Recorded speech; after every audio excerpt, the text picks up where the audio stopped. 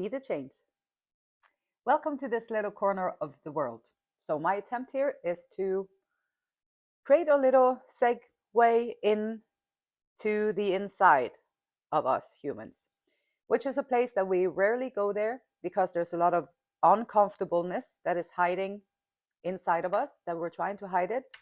And so, from years of experience, I've noticed that the only way that I can truly heal, or the only way that I can truly improve my life, is to take that journey within.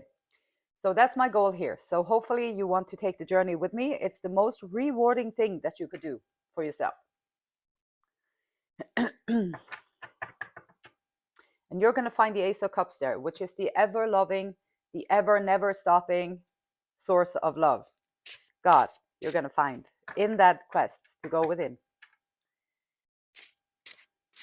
Jesus said, you cannot come to the Father but through me. And this is the inner work that we're doing to do that.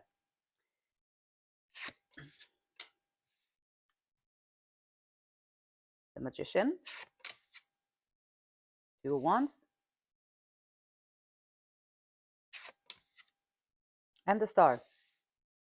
So this is about healing, transmuting energy from one thing to another, the Magician, and also making plans. And this is the Wands that is showing up here. When the Wands show up, it's usually about something passionate. And passionate, which could be, usually that's not the 9-to-5 job that we have. Usually that's not our passion, that's a necessity.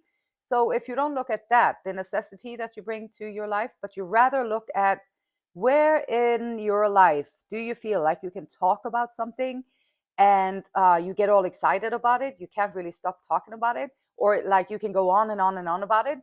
That's a true sign that this is something that you're very passionate about. Where in your life can you find something that when you do it, the time just flies by. Time goes by so quick when you're working on this stuff. And where in your life do you have something that you just get excited about when you do it? Sometimes these are the things also we procrastinate on because they're close to our hearts, which we always are afraid of disappointments. We're afraid of being let down. We're afraid of being rejected. We're afraid of being failures. We're afraid of being making mistakes, not being good enough. And so where in your life do you have this passion project that you would like to do, that you would like to plan out, that you would like to start this journey? The Ace of Wands is like the idea. So you already have the idea. This is the Two of Wands. Now you're like sitting there with the idea, and you have this whole world outside there. And here you are with your idea. And it's not yet something tangible. It's not yet something that you maybe have brought into this 3D world. And so you're sitting there with the idea, which is probably the most vulnerable stage of an idea.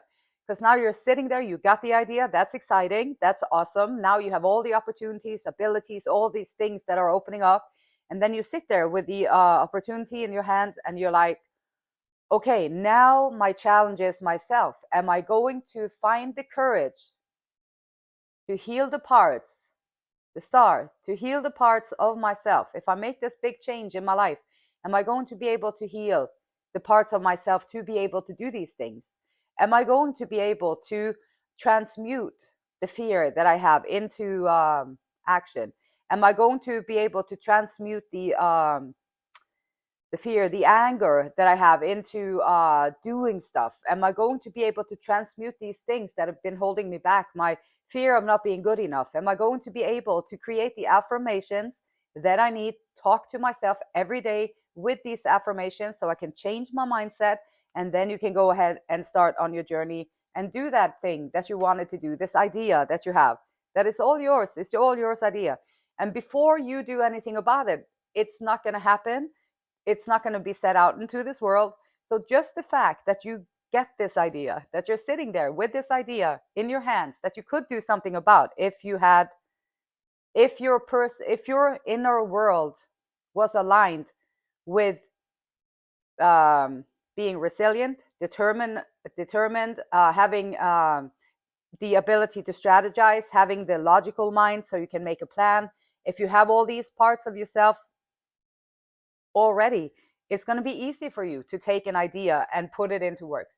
If you're like me and you don't have those parts of yourself already there, then you have to work on it, and you have to figure out what is it that I lack, that other people would have, that do the things and they get it done, and then how can I learn from them and see what do they have that I don't have, and how can I develop that in myself?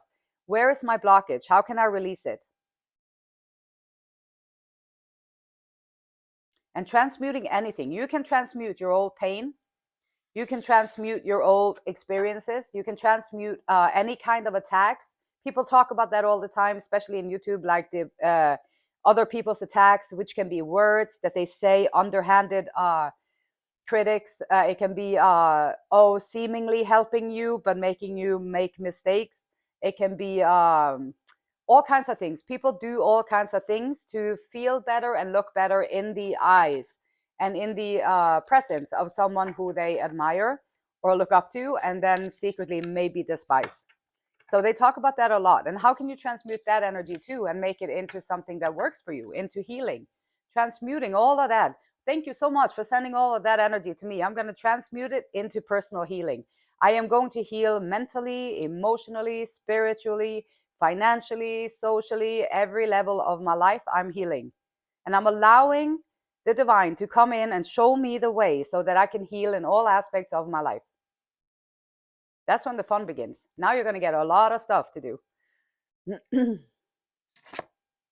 Okay, so this is about sensuality, the second chakra, which is about 3 inches below your navel, which is the sensuality, sexuality. It is with creation, when you have something that you're passionate about and you create something, that would be babies are created from the sacral.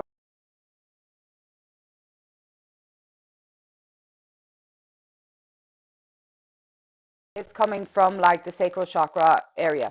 If there's a blockage there, let me see. I think I have a blockage thing here. Okay, so second chakra is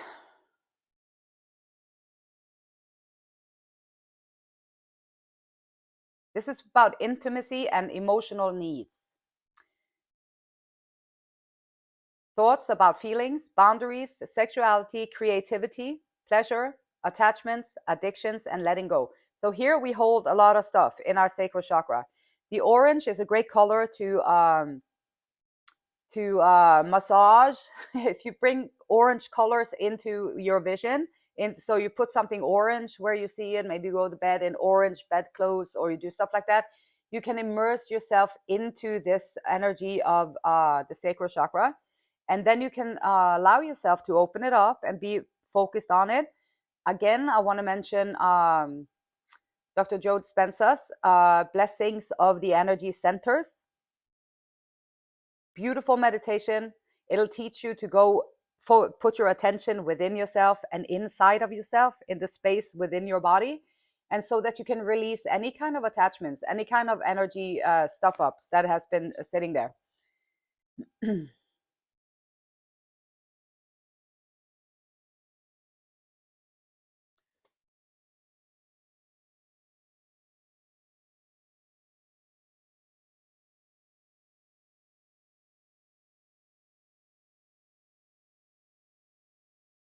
And then here are some affirmations that you can also focus on.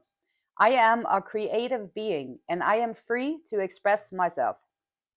So this idea that you hold in your hands, you are a creative being and you are free to express yourself. My sexuality is healthy, sacred, and safe.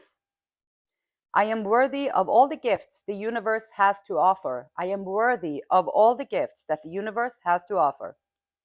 My feelings are here to guide me. Yes, the feelings are here to guide me, not stop me. I am free from all forms of addiction. So there's nothing that you really like are completely attached to. I can always choose to be open for joy and pleasure naturally. Hey, Margie.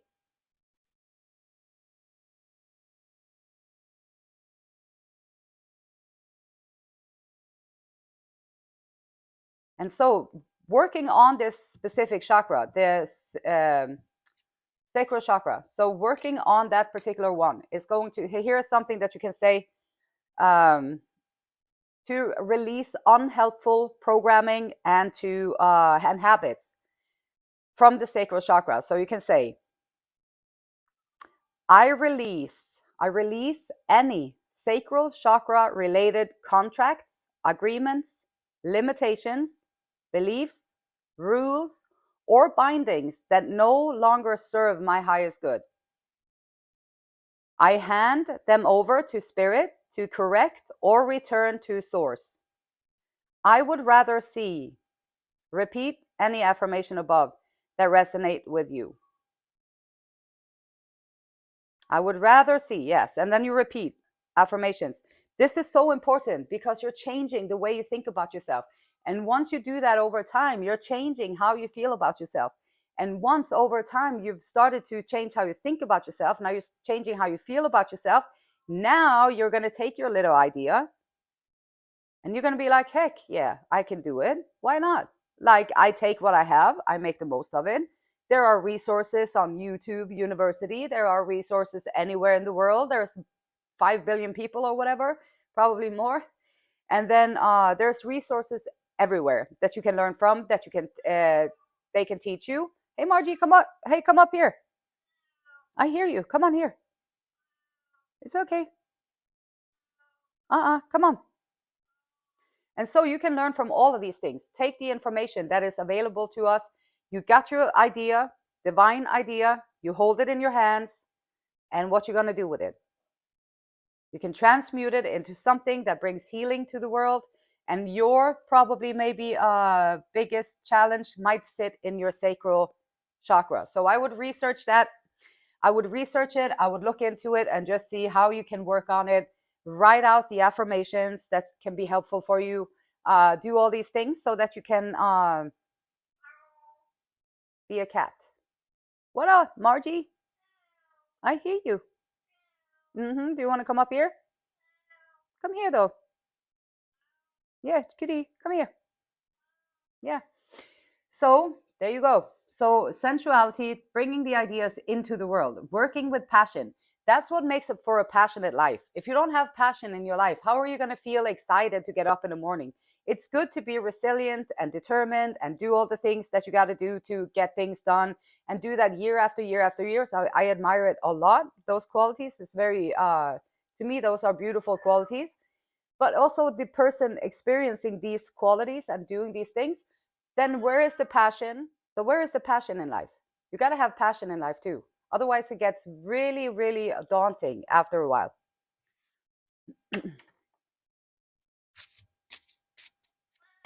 There you are, little monster. That's my cat. I see you. Come here. Margie. Okay. Okay, so then we'll go. Let's see what these cards say. These are Mystic Rose's Unity deck, which I love them. Great graphics, great pictures, meanings. Everything is beautiful. So let's see what's coming up with these cards. 7 of Wands. Okay. In the reverse. So 7 of Wands in the reverse. Like 7 of Wands is someone who is standing up for themselves. You know your worth. You know, Shavi saying, she talks about in YouTube, she talks about accepting other people's downloads as the truth, like with religion, spirituality, accepting your own downloads as also valid truths. And so being standing up for your beliefs and what you believe in can be difficult in a world that is full of rules and regulations and already made up opinions, already made up belief systems, already made up everything. And so there you are. Now you have your own experience. You have your own ideas. Like, you are downloading things from spirit. You have your own ideas. You get this from your soul. This is like your purpose here on planet Earth. And so now it's asking you to transform and transmute the feeling of not being able to speak your voice. Your experiences are valid. Like, you got them for a reason. And then, so speaking your voice, standing up in your own truth. And this is being so confident too that others become jealous when this one is upright, because you stand up in yourself. defensive. Yep, you got to keep all these haters or all these people coming in, that energy that we talked about first, to transmute it into healing instead of receiving the negativity. And this is maybe that's a lesson that you have been listening to other people's. Well, they don't think you can do it. Well, because they couldn't do it. They don't know you. So their opinion, they don't think that they could do it. No, I couldn't. That can happen. No, that's a silly dream. You can't do that. That's not going to be, that's not possible. And then you're like, okay, wow, if people say that, maybe I'm just out of my mind here. Maybe I'm just making this up. Maybe this is way far out of reach or whatever. And there you are. And so learning to disengage from the opinions of others, and just talked this about with some friends too, and it's a difficult thing to do because we're always being colored by the opinions of others unless you consciously sit down and make yourself a decision that I am independent of the good and the bad opinions of others. And so now you can stand in your own truth and you hear what they say, and usually it comes from a place within themselves that needs healing. And so, and you already know this because you're healing. So when you're healing, you already will know what other people could need or what they could use in their life because you have been through it. And when you have been through it, that's your downloads. This is your lessons. These are your lessons. These are your downloads from the divine. This is your story. And so learning, how can you flip the 7 of Wands? How can you flip it so that you stand up for what you're believing? You defend yourself from the outside energies. Outside energies also are going to be feeling uncomfortable because you may come in there and challenge their belief system. They don't do it to be harmful. They don't do it to be mean or to be evil or whatever you want to call it. So they don't do it for that reason. They do it because they are afraid that now something is cracking in their own belief system. Maybe when you come out with your truth and your experience and they can see the results that you're getting in your life, it's going to poke and trigger a lot of their stuff. But do it anyway. Do it anyway so that you can stand up for yourself. This is the homework. So that you can learn to stand up for yourself and believe that what you have to say is important, and to believe that what you have to say is good for the greatest good. It comes from the divine. This idea that you're sitting on in your hands is from the divine. So whenever you feel like you can transform it and transmute it and do the healing things that you need to do, the star is here, which is healing, hope, and a heck of a lot better future than the past. So this is a great card to have in any reading. All of these cards are great to have in any reading. This is a very powerful reading. Powerful energies that come out. We got the 5 of Wands.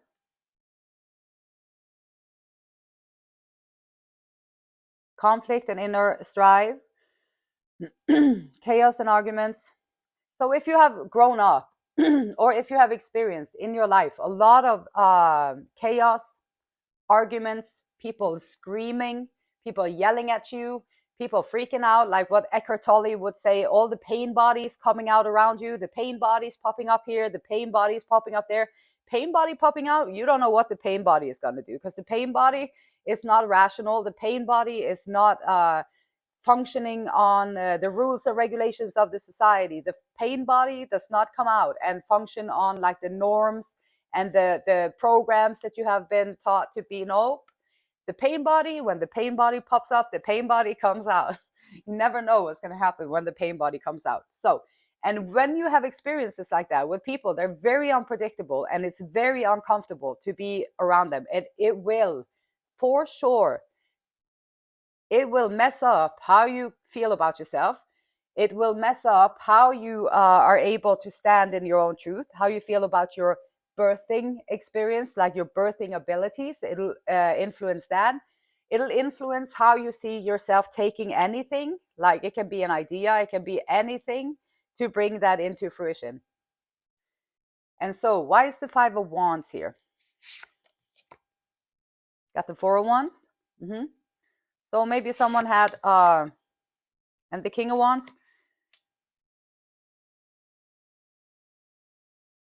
After a cloud, there's always a silver lining. So this could be meaning to me 2 things. It can be like an example of someone who pretended that, oh, they're married, they're so great, we have the greatest family, our pictures are perfect, we go on the vacation, we do this and we do that, and we're so happy, we have everything, we always have the balloons, and then we also are so stand-upish in ourselves, and we have so much charisma, charm, and all that stuff, and narcissists show up like that and also pretending to be. So this can be like the dysfunctional dynamics that someone was growing up in. If you grow up in this stuff, and then they always will, if you show up correctly and they show up as pretenders, they're gonna chop your ass down. Like, that's what they're gonna do, because they can't stand it. It triggers everything in them. And so this can also be, if you heal, if you take this time out to heal those. I'm not going to go I go sometimes too deep into these things because it's very, this is my passion, whatever. So if you go into the healing though, then you can, and you can work on these things, the consequences. Like, it wasn't your fault that you grew up like that, but your consequences are with you. So whatever happened, it doesn't really matter. What matters is for you to be aware of what kind of consequences whatever happened to you, what kind of consequences would that bring to a person? Okay, now you have a list of things to do that you can work on. And if you do choose to heal these things and stand up for who you are, finding the courage to rise up again and find your inner power, then you might be able to transmute your loneliness, because you will be set apart from the world and you will be having to do a lot of things on your own if all of this is going on. And so you're going to be able to, if you transmute this magician, transmuting it into healing, then you are going to find your happy ever after. And you are going to find that man that or woman that can stand next to you in the power that you hold, because you did all the healing. And you're going to find your partner that is equally yoked with you energetically. And that's a beautiful thing. Like, that's a beautiful thing. Now everything is possible. Now you have even support and everything. And taking the ideas that you have with support is going to be much easier than to go about it alone. But you can also do it alone if you don't have these people in your life. Healing, yep, it's a long-term commitment. And healing is a puzzle that is puzzling to probably all of us humans, because it is